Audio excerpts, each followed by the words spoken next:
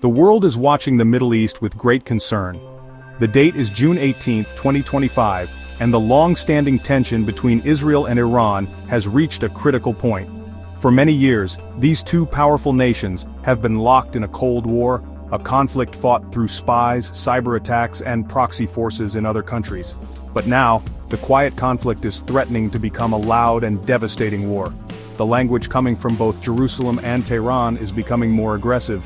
Leaders on both sides are making statements that suggest a direct military clash is not just possible, but perhaps even likely.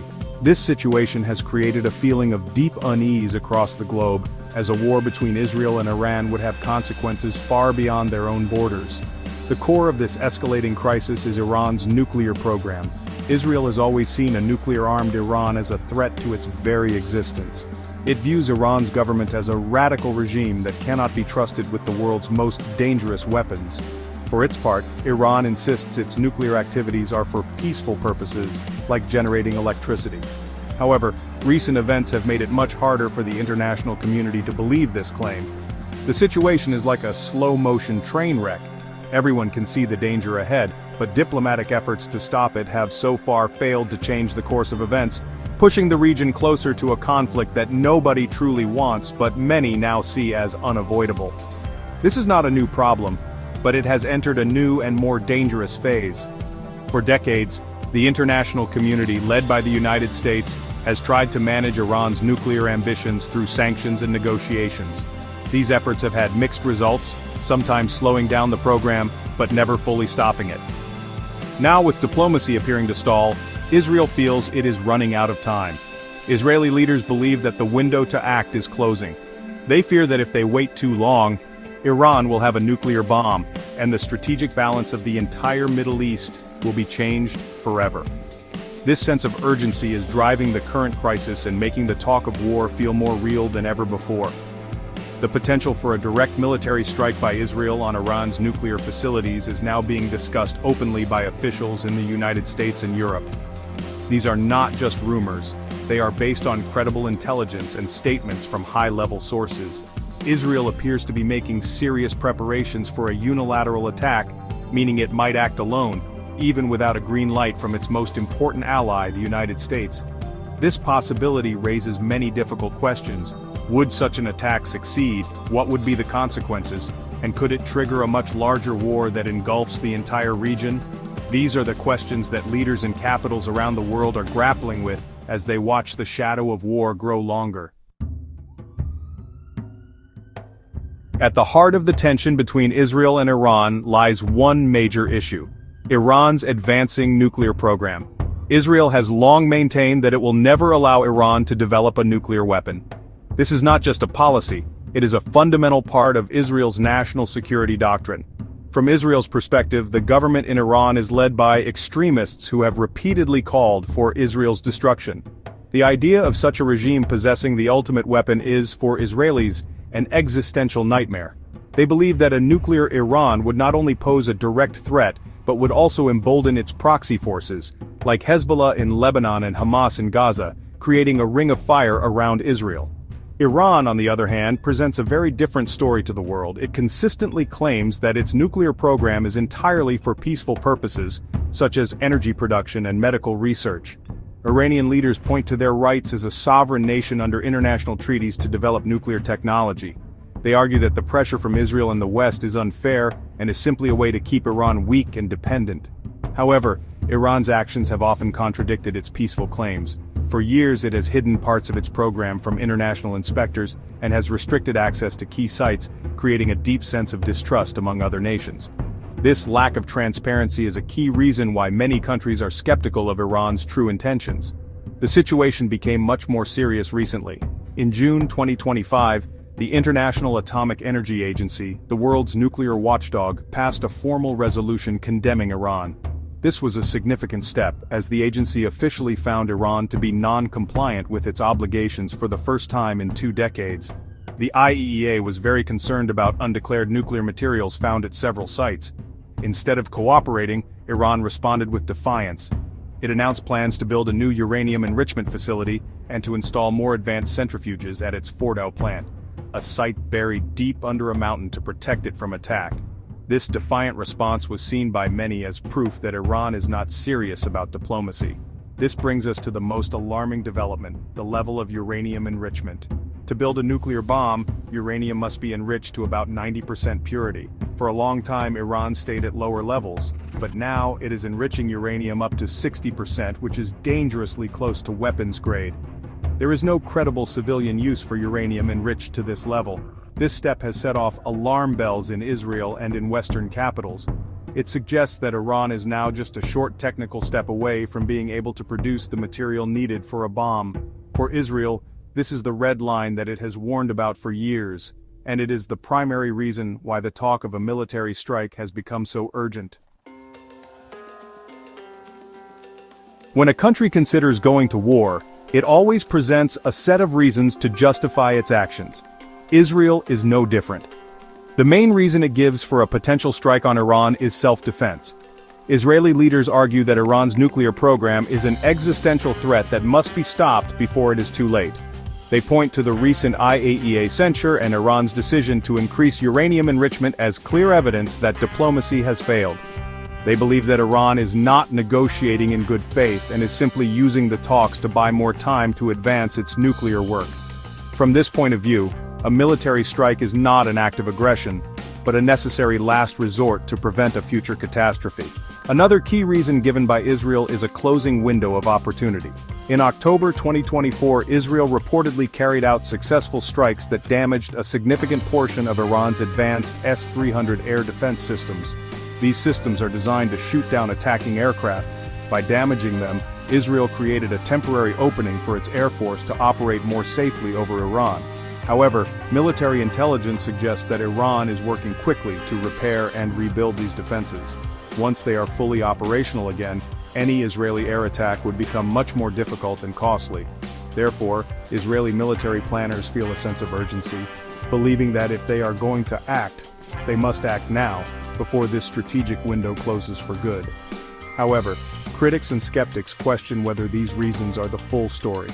Some analysts suggest that the timing of this crisis might also be influenced by domestic politics. Israeli Prime Minister Benjamin Netanyahu is leading a government that faces its own internal pressures. A major national security crisis can sometimes be used to rally the public and distract from other problems. Furthermore, some argue that Israel is exaggerating the immediacy of the threat. They point out that even if Iran has the material for a bomb, it still needs to master the complex technology of building a warhead and attaching it to a missile. This process could still take a significant amount of time, perhaps allowing for more diplomacy. This leads to the difficult question of whether these justifications are real reasons or just convenient excuses for a predetermined course of action. The truth is likely complicated and may involve a mix of both. The threat from Iran's nuclear program is undoubtedly real, and the concerns of Israeli security officials are genuine. The progress Iran has made in uranium enrichment is a fact. At the same time, it is also true that political leaders can use external threats to their advantage. The challenge for the world is to separate the legitimate security concerns from any potential political maneuvering. Understanding this distinction is crucial to assessing whether a war is truly necessary, or if there are still peaceful alternatives available. When people think of Israel's defense, the first thing that often comes to mind is the Iron Dome. This air defense system has become famous for its ability to intercept short-range rockets fired from Gaza. The system works by using a sophisticated radar to detect an incoming rocket. It then calculates the rocket's trajectory in a fraction of a second. If the system determines that the rocket is heading toward a populated area, it launches an interceptor missile to destroy it in the air. The Iron Dome has had a high success rate against the types of rockets it was designed for, and it has undoubtedly saved many lives and prevented a great deal of damage, giving Israelis a sense of security. However, a war with Iran would be a completely different challenge. Iran would not be firing a few dozen simple rockets from a few miles away. It would likely launch a massive barrage of hundreds or even thousands of missiles and drones from many different directions. This attack would include not just short-range rockets but also much more powerful and sophisticated ballistic missiles and cruise missiles. These weapons are faster, fly at different altitudes, and are much harder to intercept. Iran's arsenal is diverse, and it would be launched not only from Iranian territory, but also by its proxies in Lebanon, Syria, Iraq, and Yemen, creating a multi-front assault that would overwhelm any single defense system. This reality raises serious questions about the effectiveness of the Iron Dome in a full-scale conflict with Iran. The system was never designed to handle such a large-scale, coordinated attack. While Israel has other layers of air defense such as the David's Sling system for medium-range threats and the Arrow system for long-range ballistic missiles, even this multi-layered shield would be put to an unprecedented test. A key challenge is the sheer number of incoming threats. Each Iron Dome interceptor missile is expensive, costing tens of thousands of dollars. An attacking drone or rocket can cost a fraction of that. In a massive attack, Israel could run out of interceptors long before Iran runs out of things to fire. Therefore, relying on the Iron Dome as a perfect shield against Iran is likely a dangerous illusion. While it is a remarkable piece of technology and a vital part of Israel's defense, it has its limits. In a major war, some missiles and drones would inevitably get through. The purpose of Iran's strategy would be to saturate Israel's defenses, causing widespread panic and damage, even if many of its weapons are shot down. The psychological impact of air raid sirens wailing across the entire country for days on end would be immense. So while the Iron Dome is an important asset, it is not a magical guarantee of safety. It can reduce the damage, but it cannot eliminate the threat entirely, which is a sobering fact for Israeli planners to consider. When comparing the militaries of Israel and Iran, it can seem like a classic David versus Goliath story. Iran is a much larger country with a population of over 88 million people, compared to Israel's approximately 9.5 million. Iran's active military personnel outnumber Israel's significantly. On paper, Iran has a massive army, a large number of tanks, and a substantial arsenal of ballistic missiles. It has also invested heavily in its drone program, producing a wide variety of unmanned aerial vehicles for both surveillance and attack. This numerical advantage gives Iran the ability to sustain a longer conflict, and to absorb more losses than a smaller country like Israel could. However, the story of military strength is not just about numbers, it is also about quality, technology, and training. In these areas, Israel has a clear and significant advantage. The Israeli Air Force is widely considered one of the best in the world. It is equipped with advanced American-made fighter jets like the F-35 and F-15, which are far superior to Iran's aging fleet of aircraft. Israeli pilots are known for their rigorous training and combat experience. Furthermore, Israel is a leader in military technology, particularly in areas like cyber warfare, intelligence gathering, and precision-guided munitions. This technological edge allows Israel to strike with great accuracy and to have a much better understanding of the battlefield. The nature of a potential war would also play to Israel's strengths. Israel is not planning to invade and occupy Iran. Its strategic goal would be much more specific: to destroy or severely damage Iran's nuclear facilities. Many of these sites, like Fordo and Natanz, are heavily fortified and buried deep underground. This requires specialized weapons, such as powerful bunker-buster bombs, and the skill to deliver them precisely on target. This is a mission that relies on air power and superior intelligence, which are Israel's primary advantages. Iran's large army would be of little use in stopping a sophisticated air campaign targeting a few specific locations deep inside its territory. So, while Iran has the advantage of size and strategic depth, Israel has the advantage of technological superiority and a more focused objective. It is not a simple case of David versus Goliath. It is more like a fight between a shark and a bear. The shark is smaller but is a master of its domain, the air. The bear is larger and more powerful on the ground but is vulnerable to an attack from an unexpected direction. Israel's military is designed for precisely this kind of high-tech, precision-strike warfare. It has the tools and the training to inflict serious damage on Iran's most critical assets, even if it is outnumbered in terms of overall military size. The most critical question in this entire crisis is whether Israel can achieve its military goals against Iran without the direct help of the United States.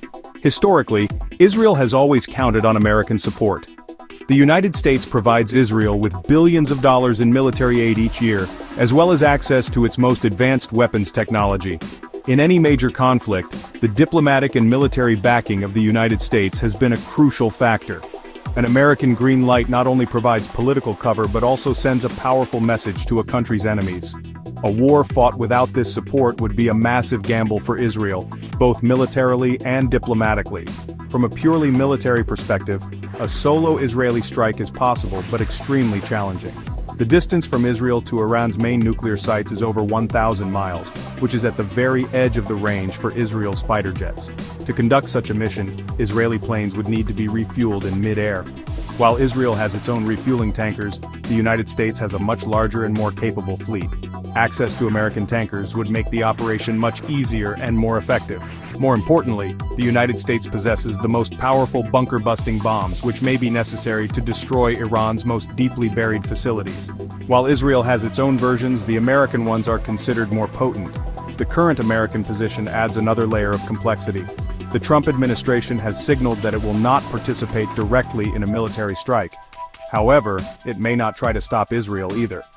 United States officials have suggested they might be willing to provide intelligence and aerial refueling support, but not American bombs or pilots. At the same time, the United States has started to evacuate non-essential personnel and military families from the region. This sends a mixed signal. It suggests that Washington is preparing for the possibility of a conflict and its aftermath, but it is not willing to be a direct participant in starting one. This leaves Israel in a lonely position, knowing it might have to act alone and then face the consequences by itself. Ultimately, winning a war against Iran without American help depends on how you define winning.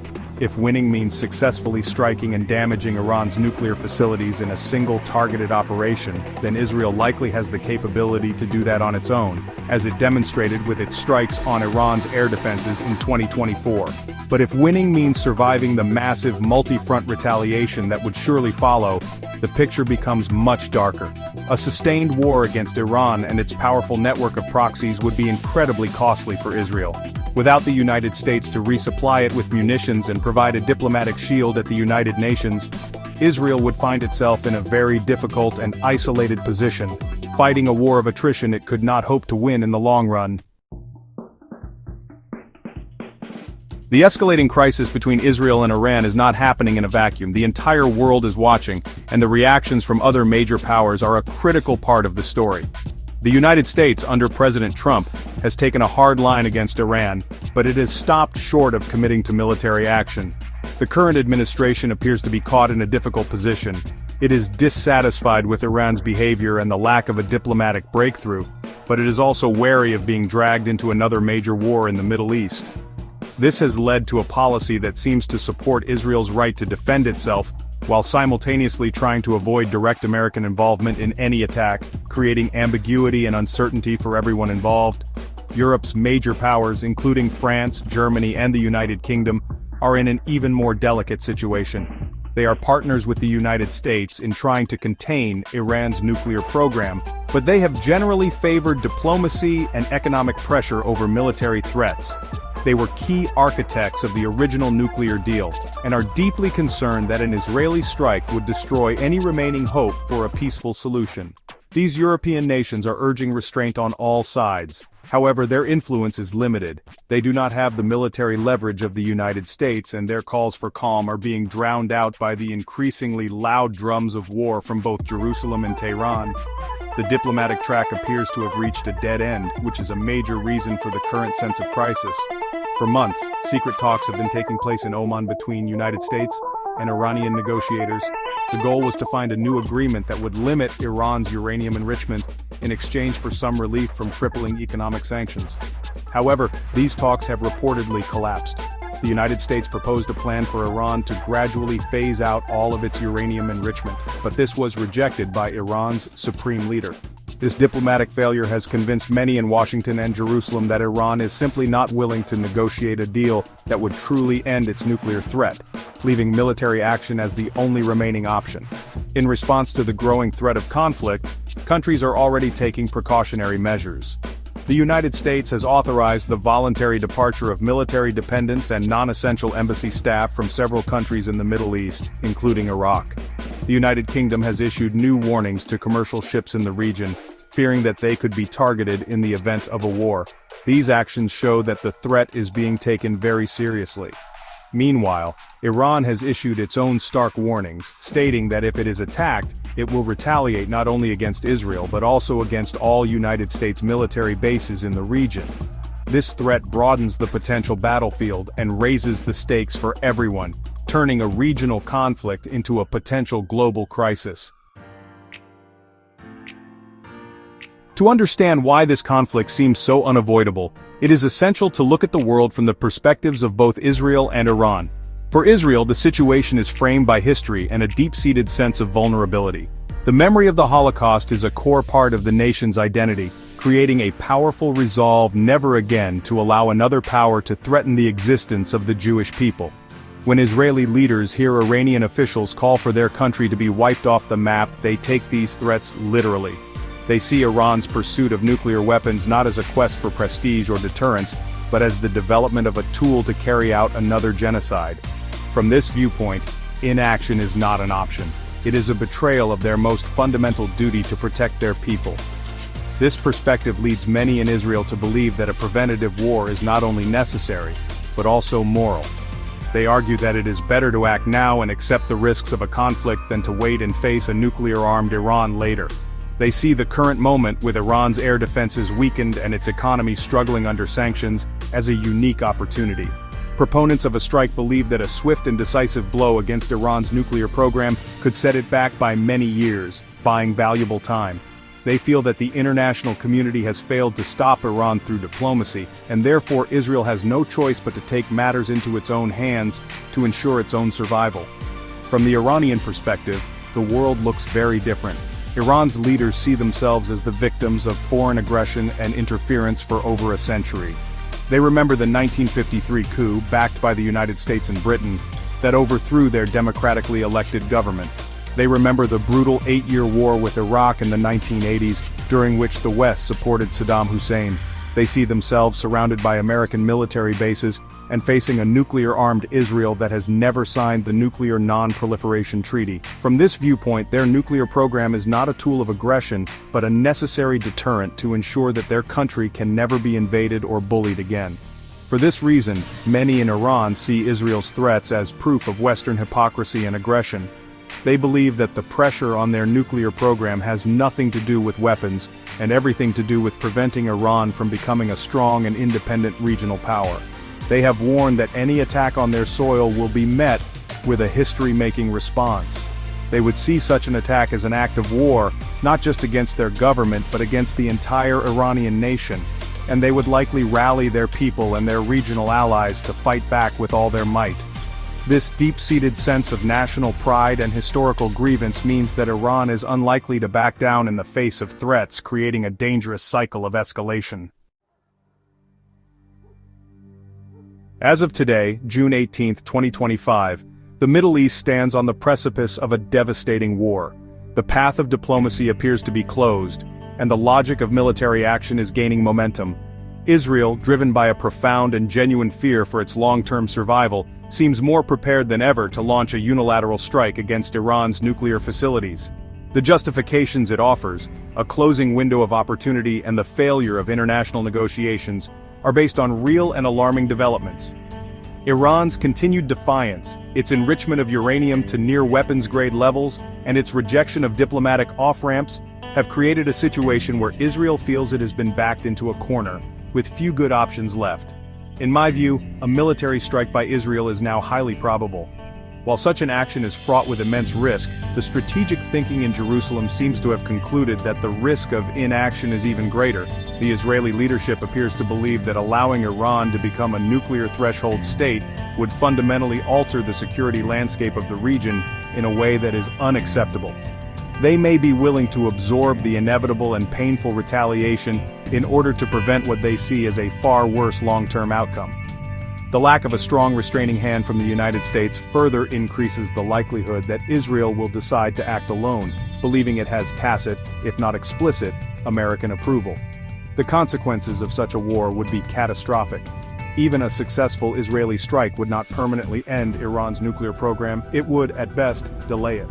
The immediate result would be a massive Iranian retaliation.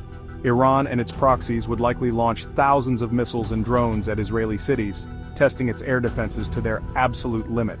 The conflict could easily spread, engulfing Lebanon, Syria, and Iraq, and disrupting global oil supplies by threatening shipping in the Persian Gulf.